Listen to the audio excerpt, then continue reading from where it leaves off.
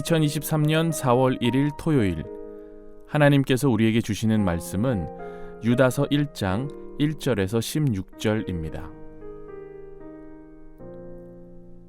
예수 그리스도의 종이요 야고보의 형제인 유다는 부르심을 받은 자 곧 하나님 아버지 안에서 사랑을 얻고 예수 그리스도를 위하여 지키심을 받은 자들에게 편지하노라.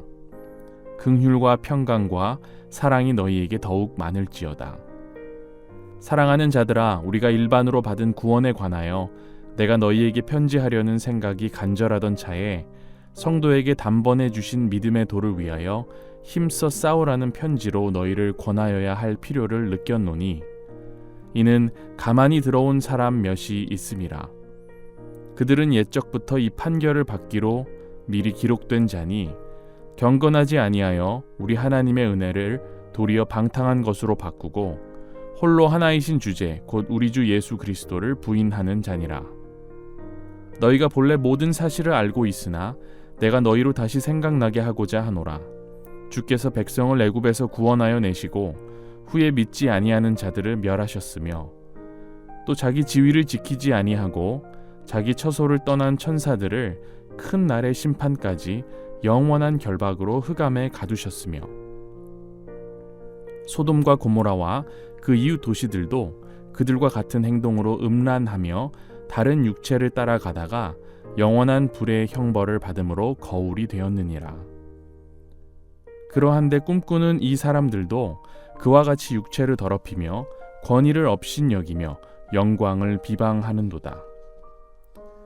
천사장 미가엘이 모세의 시체에 관하여 마귀와 다투어 변론할 때에 감히 비방하는 판결을 내리지 못하고 다만 말하되 주께서 너를 꾸짖으시기를 원하노라 하였거늘, 이 사람들은 무엇이든지 그 알지 못하는 것을 비방하는도다. 또 그들은 이성 없는 짐승같이 본능으로 아는 그것으로 멸망하느니라. 화 있을진저 이 사람들이여 가인의 길에 행하였으며 삭슬 위하여 발람의 어그러진 길로 몰려갔으며 고라의 패역을 따라 멸망을 받았도다. 그들은 기탄 없이 너희와 함께 먹으니 너희의 애찬의 암초요 자기 몸만 기르는 목자요 바람에 불려가는 물 없는 구름이요 죽고 또 죽어 뿌리까지 뽑힌 열매 없는 가을 나무요 자기 수치의 거품을 뿜는 바다의 거친 물결이요 영원히 예비된 캄캄한 흑암으로 돌아갈 유리하는 별들이라.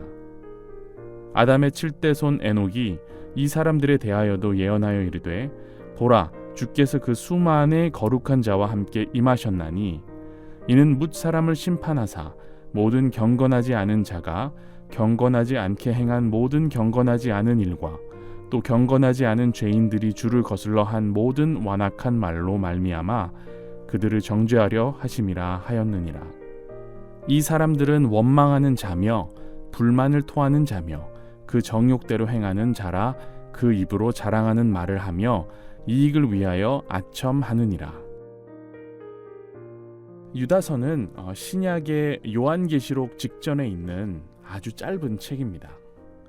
저자는 1절에 나오는 것 같이 예수 그리스도의 종이요 야고보의 형제인 유다, 곧 유다입니다. 야고보나 유다나 사실 다 예수님의 형제였죠. 하지만 육신으로는 그의 형제였으나 그와 함께 자라고 사역하면서 또 보고 배우고 느낀 것들을 토대로 유다는 자신이 예수 그리스도의 종이라고 말하며 본서를 시작합니다. 예수님을 향한 사랑과 존경, 그리고 유다의 겸손함을 느낄 수 있는 대목이라 생각됩니다. 유다서는 사실 새벽에 묵상하기에 그렇게 용이한 책은 아니라고 생각합니다. 일단 사용하고 있는 용어들이 좀 어렵고요. 한번 읽으면 이게 무슨 말인지 하면서 귀에 잘 들어오지 않습니다. 그래서 이 텍스트를 여러 번 읽으며 공부하는 것도 중요하지만 컨텍스트, 곧 그 당시 배경과 상황을 알지 못하면 산으로 갈 수 있는 요소들이 좀 있는 책이기도 합니다. 본문을 보며 나누고 싶은 내용이 너무 많았지만 일단 오늘은 우리가 새벽에 하나님의 말씀을 붙들고 기도하고자 나온 자리이기에 가능한 한 쉽게 요점 위주로 풀어보면 좋겠습니다. 오늘 본문 4절을 보면 그 당시 예수를 믿는 공동체에 가만히 들어온 사람들이 늘어나고 있었습니다. 근데 이 가만히 들어온 사람들이라는 용어는 유다만 사용하고 있는 게 아닙니다. 바울과 베드로도 이 용어를 사용했는데요. 갈라디아서 2장 4절을 보면 바울이 이렇게 말합니다. 이는 가만히 들어온 거짓 형제들 때문이라. 그들이 가만히 들어온 것은 그리스도 예수 안에서 우리가 가진 자유를 엿보고 우리를 종으로 삼고자 함이로되. 또 베드로도 베드로후서 2장 1절에서 이렇게 말합니다. 그러나 백성 가운데 또한 거짓 선지자들이 일어났었나니 이와 같이 너희 중에도 거짓 선생들이 있으리라. 그들은 멸망하게 할 이단을, 여기 나옵니다, 가만히 끌어들여 자기들을 사신 주를 부인하고 임박한 멸망을 스스로 취하는 자들이라. 보시다시피 공통되는 부분이 바로 이 가만히 들어왔다는 부분인데, 이 내용들은 모두 이단적인 가르침을 전하는 거짓 선생들에 대한 경각심을 일깨우는 부분입니다. 그러니까 예수 그리스도를 통해 구원과 자유를 누리며 공동체로 모여 있는 사람들 사이에 조용히 스며들어서 거짓 교훈을 전하며 이 사람들을 잘못된 길로 빠지게 하는 거짓 교사들이 있었다는 거죠. 이런 사람들은 겉으로 봤을 때 교회 생활 열심히 합니다. 근데 유심히 보면 교회를 세워가는 사람들이 아니라 교회를 점차 무너뜨리는 자들이에요. 교회의 틈이 보이면 거기를 비집고 들어가서 그 틈을 더 벌려놓는 사람들이죠.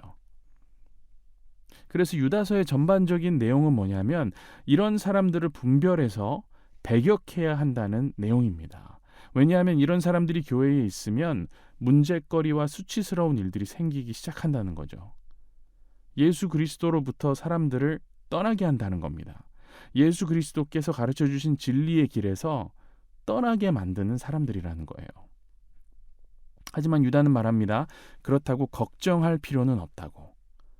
거짓 선지자들은 이미 패망의 길로 행할 것을 주님이 말씀하셨고, 참된 신자들은 이런 가라지들 사이에서 버티며 다시 오실 주님을 신실함으로 기다려야 한다고 격려합니다.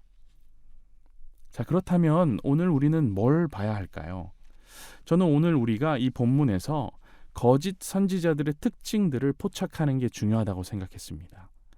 성경의 어떤 말씀들은 우리를 평안케 하고 또 어떤 말씀들은 우리를 긴장케 합니다. 저는 오늘 말씀이 후자라고 생각해요. 우리의 영적인 칼날을 바짝 세우고 정신을 차리고 분별하라고 말씀하고 있는 거죠. 먼저 5절을 보면 주께서 백성을 애굽에서 구원하여 내시고 후에 믿지 아니하는 자들을 멸하셨으며 하고 나옵니다. 하나님께서 모세를 통해 이스라엘을 출애굽시키시고 약속의 땅으로 인도하셨죠. 근데 그 여정에서 얼마나 많은 사람이 하나님을 원망하고 불평하고 돌아섰습니까?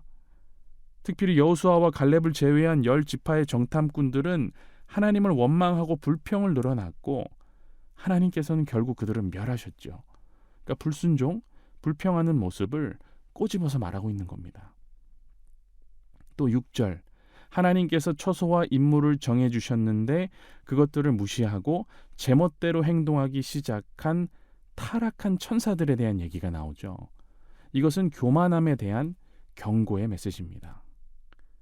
더 나아가 7절과 8절을 보면 소돔과 고모라 이야기가 나오고요.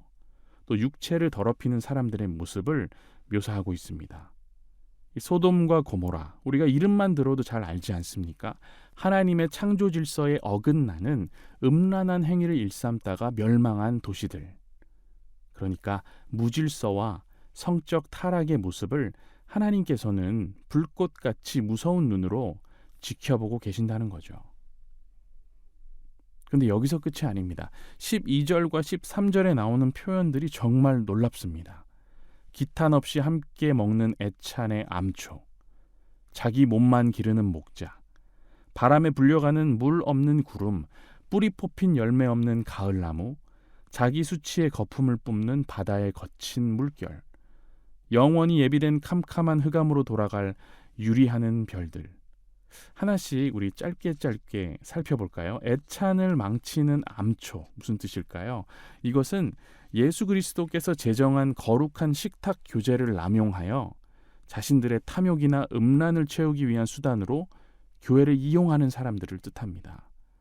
거룩하게 모여서 거룩하게 나누고 교제해야 할 주님의 몸된 교회에 몰래 숨어 들어와서 그 자리를 저질스러운 장으로 만들어버리는 사람들.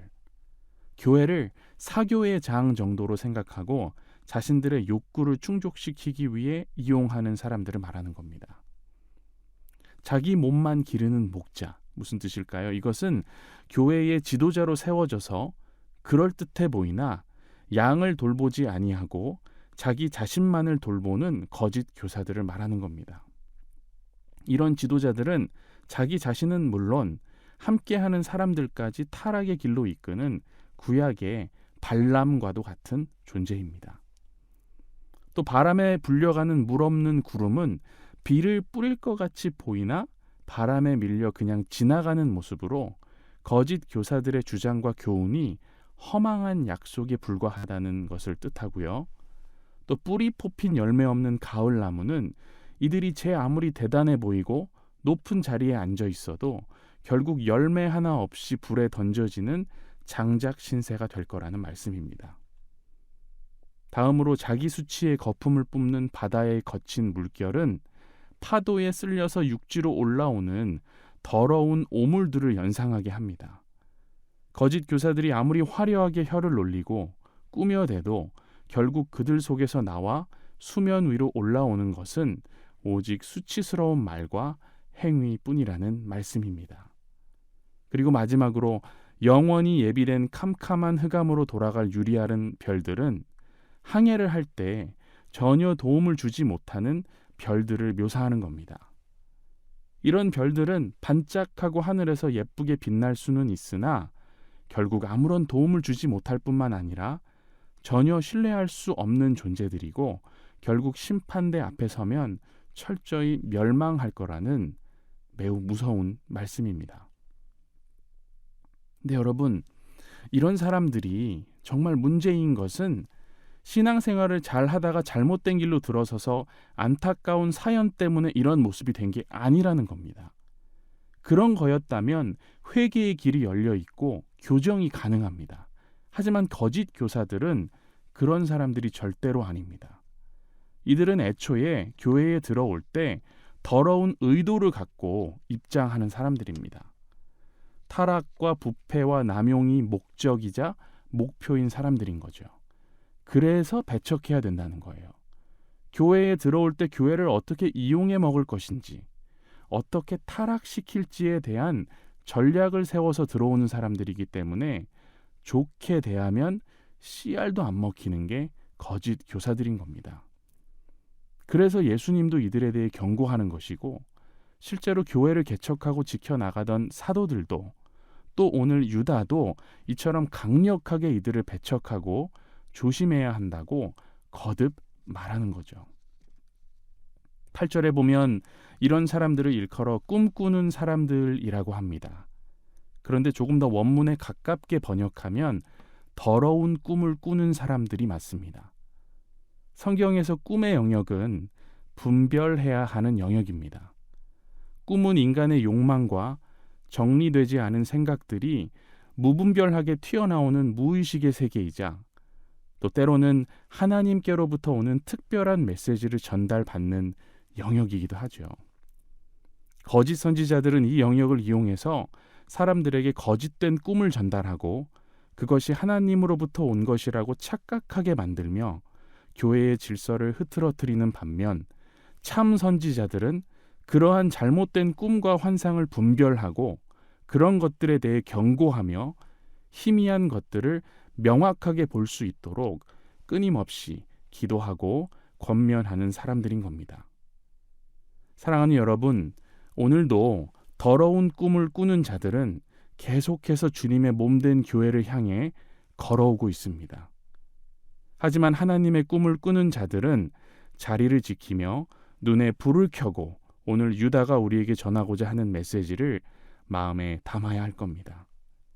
승리하셨고 또 승리하실 그리스도를 바라보며 하루를 여는 우리가 되기를 간절히 소망합니다. 함께 기도하겠습니다. 사랑의 하나님, 오늘 이 새벽에도 우리로 하여금 기도의 자리, 말씀의 자리로 나올 수 있도록 해주시니 감사드립니다. 말씀을 대할 때 내 입맛대로 나의 마음에 평안을 주는 말씀만을 골라서 받아들이는 게 아니라 그것이 성경에 있는 하나님의 말씀이라면 한 글자라도 땅에 떨어뜨리지 않고 받아 지켜낼 수 있는 믿음의 성도들이 되도록 우리의 마음과 귀를 열어 주옵소서. 주님, 특별히 이 땅의 교회들을 위해 기도합니다. 주님의 몸된 교회로 세우시고 주님이 머리 되시어 우리를 이끌고 계신데 이런 교회들의 사탄이 심은 가라지의 역할을 하는 거짓 교사들이 틈틈이 들어와 교회를 어지럽히고 또 성도들을 예수 그리스도의 가르침에서 떠나게 하며 우리의 삶의 여러 영역에서 타락과 유혹의 길로 우리를 끌어내리고자 한다는 걸 우리가 잘 알고 있습니다. 하지만 이런 움직임이 초대교회 때부터 있었다는 걸 알면서도 우리는 여전히 이런 공격에 취약하오니 성령이여 우리를 도우시고 분별하게 하시며 깨어있게 하시고 필요할 때에는 강력하게 대응하게 하옵소서. 이를 위해 연동교회에 세우신 위임 목사님의 영육을 강건하게 하시고 선포되는 말씀을 통해 성도들이 분별력을 얻어 신앙의 활기를 되찾게 하시며 언제나 갑절의 성령 충만함을 주시어 맡겨진 사명을 잘 감당할 수 있도록 역사하여 주옵소서.